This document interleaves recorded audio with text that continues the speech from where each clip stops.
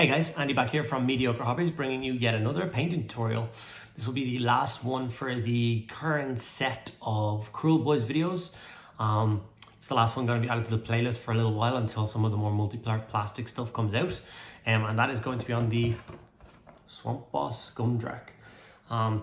This is a super cool miniature. I constructed it, sprayed it and sanded it for you guys the other day, ready for the video. So this is what it looks like before I begin filming.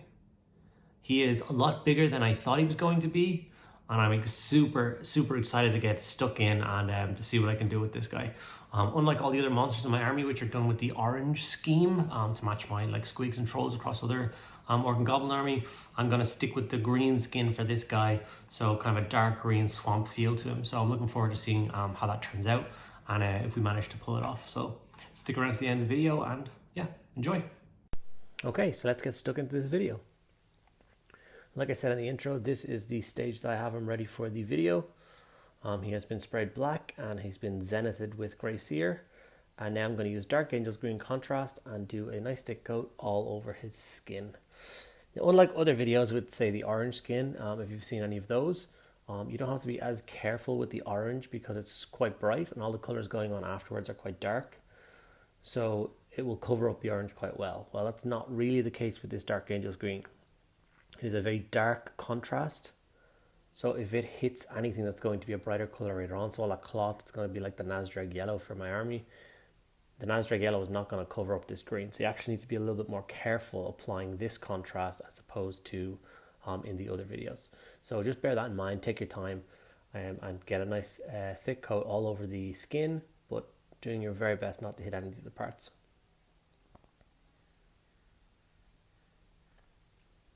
And this is the Dark Angel's green on all of the skin. Like I said, now we're going to move on to that Nadreg Yellow and apply that to all of the cloth parts to the miniature. So under all the armor and saddle and all that is the cloth. So just take your time. As you can see, just like always, I have the brush heavily loaded with contrast. And I just let it do its thing. It'll settle into its recesses, do its job. It's just my job to push it around when it's pooled in any one place. So there you go, it's just such a nice colour. As you see, there's more Nadreg Yellow than you would have expected. I think it complements the green quite nicely. Plaguebearer Flesh. This is for the skin on the Orc Rider. So it's kind of hard to film the guy on top, but leaving it as a separate piece, just either I forgot or it wasn't really an option.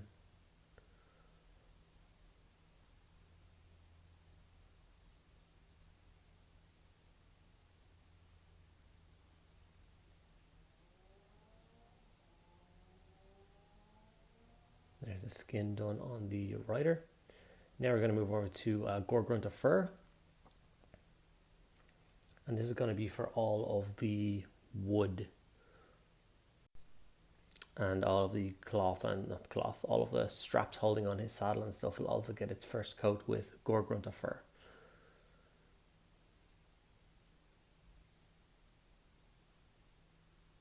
This catches wood grains so nice. Leaves a really striking result. Just like the skin we talked about at the start, this will stain the Nadreg Yellow, which we don't want to do. So take your time, get all the wood done, but don't go crazy. As you can see, there's more wood again than you would have thought. It's kind of a shocking transition how much brown went on that miniature.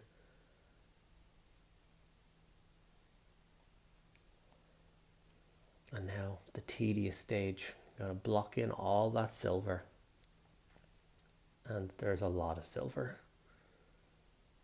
I think this took me maybe 45 minutes to an hour just to block in all the silver, which is an insane amount of time for one stage, but needs must. It's the nature of these beasts. All the ramshackleness is held together by a million rivets and a million screws, and all these cages are steel and got armor on them and stuff. it is worth the effort. It really breaks up all of the model. So just power through. And this is the miniature with all the silver done.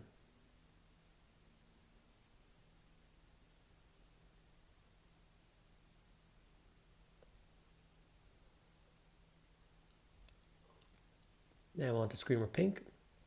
And this is just going to be the base coat for the inside of the mouth, the tongue, and all of his gums.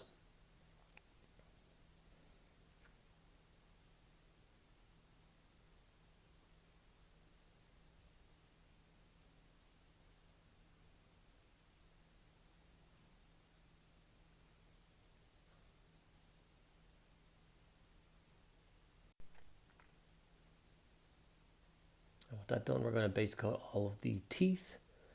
And we're going to use Tallern Sand for this. We're going to use all of his teeth and all of his nails and claws and stuff.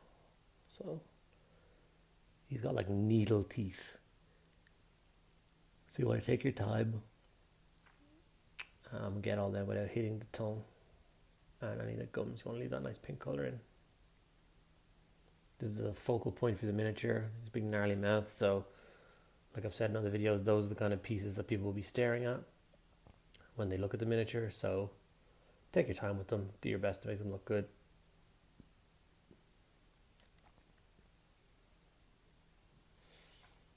And there we have it, that's the miniature fully base coated. We're now going to shade the entire miniature with my favorite shade, which is of course Seraphim Sepia.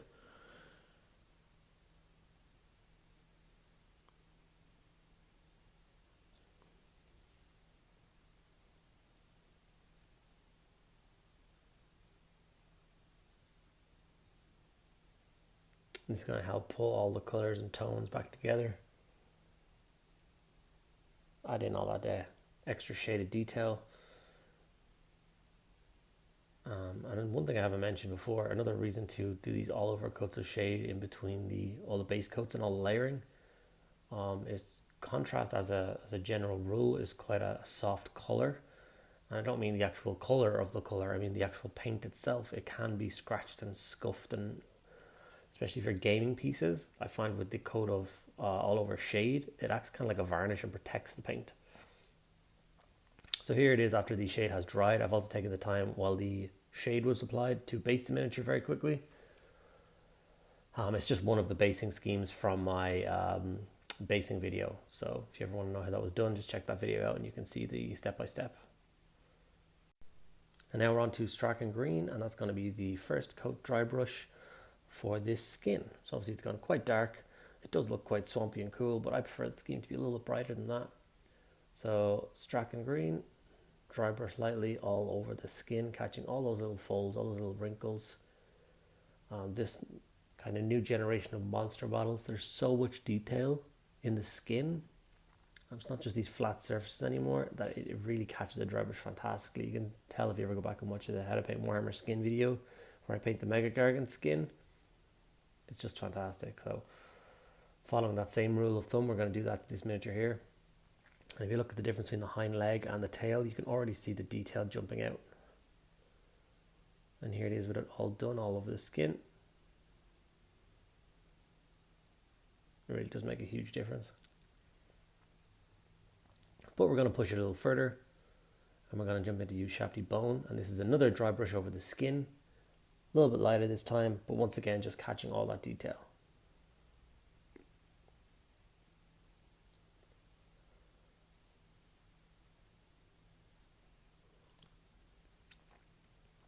The good thing about this dry brush is we're also going to throw it over the Nadreg Yellow cloth on the monster and all of the wood. It acts as a fantastic highlight color for all three of these, and like I said before, it pulls the entire miniature together and it looks fantastic. The guy on top, we're going to put a little bit more effort into his cloth and skin, so we're going to be layering that up in a few minutes. But for his monster, it is okay to apply some vigorous dry brushing. And I for one think that looks fantastic. And here's all of the bone dry brush done. As you can see, it's brought that cloth to life, the skin. The model is looking 90% finished. Right now onto the Elysian Green. That's where I was talking about we were going to make the rider on top pop, one of those focal points in the miniature. And we're quickly going to layer up his skin. Hasn't got a huge amount of skin showing, so this only takes a couple seconds.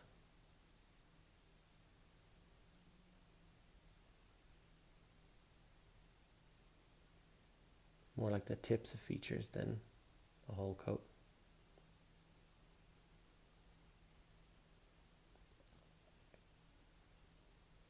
So you can see him starting to pop. And then onto Balor Brown, and that's to layer the cloth on the rider. If you want to put a lot of effort back into the monster that he's riding, you can do this step to the yellow cloth on the beast. I think he looks better, kind of muted and dull underneath the rider. Looks more swamp-like, looks rough and ready.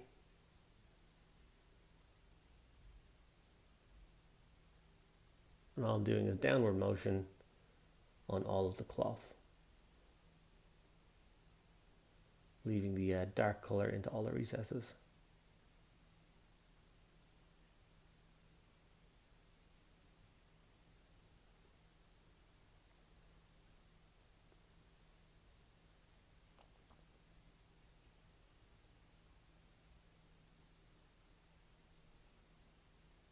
Looking well. You can see the separation of miniatures now. Now onto Pink Horror, and this is to highlight and layer up the gums, tongue and inner mouth. This guy has no table manners, so he's got that big slobbering tongue just hanging out of the right side of his mouth. Makes it quite easy to highlight, and makes a fantastic breakout point for the miniature. Has that flare of pink right at the start. The colour has nowhere else, but it looks quite good there. It's going to draw the eye.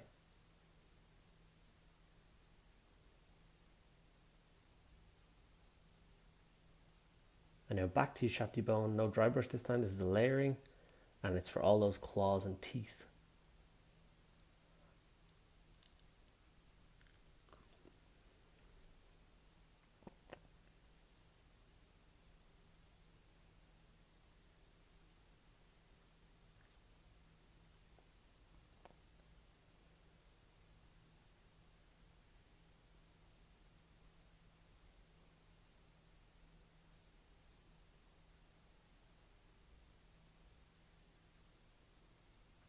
There we can see his gnarly mouth all completed, and those claws layered up.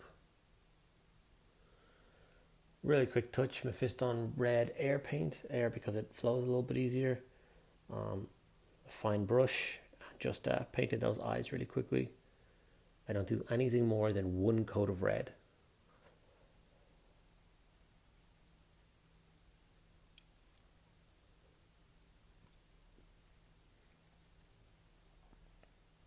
And then went to Cygor Brown. Originally wasn't going to do this step, but the olive fur and bits hanging off of the swamp monster and the box are still green, but I decided to break it up a little bit more. So just a quick Cygor Brown contrast over the top of those kind of shaggy hair bits on the miniature. I didn't do anything else after it, no drybrushing, no highlight, none of that. Just to break up that green a little bit. It runs down the center of his underbelly, so it's actually quite hard to paint and film at the same time. But hopefully I'll show you now what it looks like.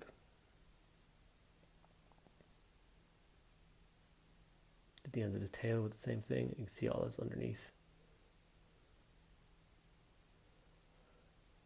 Leadbelcher to very quickly highlight and layer up all of those metallics. It does not take an hour like it did to base coat it. These are like little fast touches, as you can see how I'm doing it. This isn't sped up time or anything. This is just me adding tiny flecks of silver to all those layered parts. Does not take long.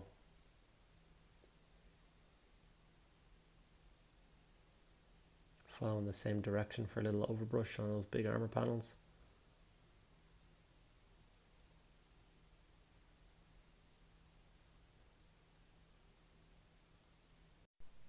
And there we have it, guys. One completed Kruleboyz monster in about 3 hours. I'm super pleased with this result. If you are as well, think about supporting the channel, subscribing, make sure you throw the video a like, and yeah, I hope to see you in the next video for more quick and helpful painting tips and tricks to get your miniatures from grey to tabletop ready. And remember, you can ask me any questions you like in the comments below. I do my very best to answer each and every one of your guys' questions. And remember, the plan is simple. We paint them all.